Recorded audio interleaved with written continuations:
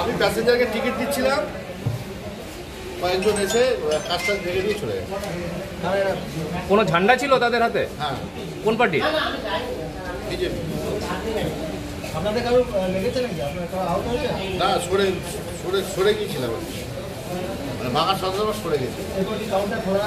এখন কি তাহলে বন্ধ? ঊর্ধ্বতন কর্তৃপক্ষ যেটা অর্ডার দেবে সেই আপাতত বন্ধ থাকছে তাহলে এখন? হ্যাঁ, অর্ডার কি আছে দেখেন।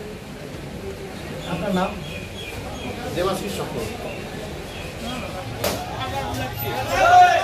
এই